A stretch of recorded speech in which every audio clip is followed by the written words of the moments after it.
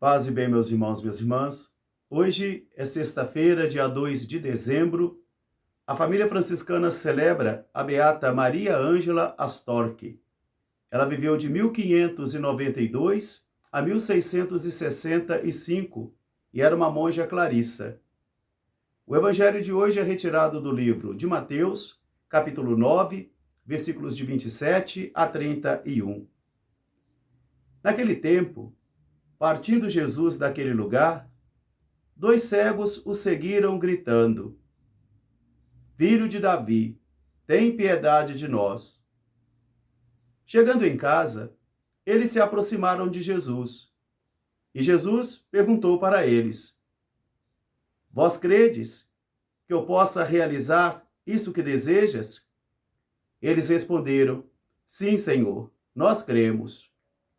E Jesus disse-lhes: Que seja feito então conforme a vossa fé. Imediatamente os olhos deles se abriram e eles começaram a enxergar. E Jesus proibiu-lhes severamente que não contassem aquele fato a ninguém. Mas saindo dali, eles puseram-se a proclamar o fato acontecido e a fama de Jesus crescia em toda a região. Palavra da salvação. Meus irmãos e minhas irmãs, mais uma vez o Senhor concede a mim e a você esta oportunidade de vivermos. E cada dia que o Senhor nos concede é uma oportunidade para que nós nos tornemos melhor, para que nós refaçamos a nossa vida e a nossa história. E esse é o sentido da primeira leitura do livro do profeta Isaías, onde ele diz: Os ouvidos dos surdos ouvirão as palavras do livro, e os olhos dos cegos se abrirão, e eles enxergarão entre trevas e sombras. Por isso, hoje nós vemos essa profecia de Isaías se realizando na pessoa de Jesus de Nazaré. E nós começamos a perceber aqui que os 2 cegos, que são cegos somente dos olhos carnais, mas cujos olhos do Espírito eles conseguem enxergar muito bem, eles fazem uma profissão de fé sobre a pessoa de Jesus de Nazaré. E eles reconhecem que Jesus é o Messias enviado pelo Pai. Por isso eles dizem: Filho de Davi, tem piedade de nós. O texto parece sugerir que Jesus não dava muita atenção para os gritos dos cegos.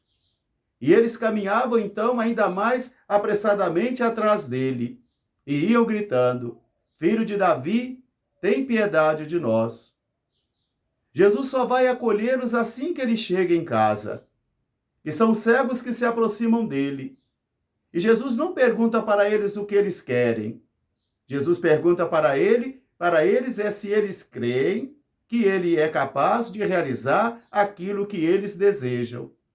E eles proclamam uma fé em Jesus dizendo: Sim, Senhor, nós cremos que tu és capaz de realizar. E Jesus então vai dizer: Que seja feita conforme a vossa fé. Meus irmãos e minhas irmãs, hoje nós vemos aqui mais um ensinamento para nós, porque nem os fariseus, nem os saduceus, e talvez nem mesmo os discípulos, têm um profundo conhecimento ainda da identidade de Jesus de Nazaré. Eles não conseguem enxergar ainda a plenitude dessa pessoa que veio visitar a terra de Israel, que é o próprio Deus que entrou na história. Mas os cegos não. Eles conseguem enxergar. Porque, como diz o nosso ditado, cego é aquele que não quer enxergar. E às vezes, diz Jesus, nós podemos enxergar os fenômenos da natureza, os sinais da natureza, mas nós somos cegos para as manifestações salvíficas que o Senhor realiza na história. Por isso, a profecia de Isaías hoje, na primeira leitura, é um convite para mim e para você para olharmos a história com o olhar do Espírito, para buscarmos perceber as manifestações de Deus na história humana, porque o Senhor fala e se manifesta através dos acontecimentos da vida, mas talvez porque estejamos tão ocupados, ou com o coração tão frio, ou tão descrentes, nós não consigamos mais enxergar o Senhor que se manifesta em nossa vida. Por isso Jesus pergunta aos 2 cegos: Vocês creem que eu sou capaz de realizar aquilo que vocês desejam? E eles falam: sim, Senhor, nós cremos que tu és capaz. Então Jesus vai dizer: seja feita conforme a vossa fé. Imediatamente os olhos deles se abriram. Imediatamente eles começaram a enxergar e eles não puderam segurar essa tamanha maravilha na vida deles em silêncio. Eles não puderam obedecer à ordem de Jesus e eles foram desobedientes, porque Jesus os advertiu severamente que não contassem a ninguém o ocorrido. Mas tão logo saíram dali, eles começaram a proclamar o nome de Jesus, porque ele havia feito uma grande maravilha na vida deles e como é que eles poderiam se calar? A gratidão e um coração mergulhado na gratidão não consegue se calar, não fica mudo. Mas eles tiveram que propagar aquele maravilhoso sinal que Jesus havia realizado em suas vidas e eles não puderam conter essa alegria. E tiveram que transbordar gratidão, transbordar contentamento. Por isso, meus irmãos, minhas irmãs, aprendamos também com eles. Aprendamos também a termos a nossa oração de gratidão.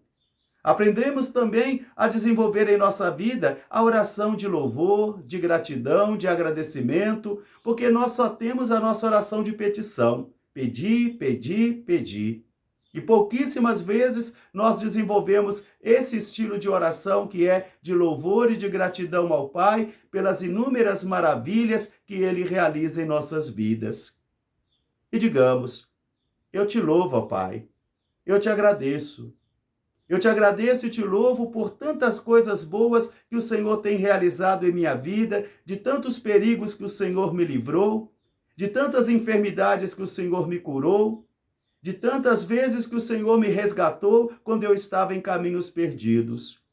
Eu te louvo, Senhor. Eu te agradeço, Senhor.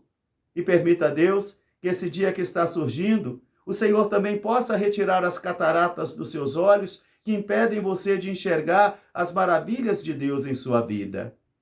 Logo mais às 14 horas, estarei com o meu plantão na paróquia de Nossa Senhora da Saúde, aqui no centro da cidade de Itabira. E às 19 horas, estarei celebrando na comunidade Nossa Senhora da Conceição, na Conceição de Baixo. Um grande fraterno abraço para todos, paz e bem, até amanhã, se Deus quiser. Beata Maria Ângela Storck, rogai por nós. Amém.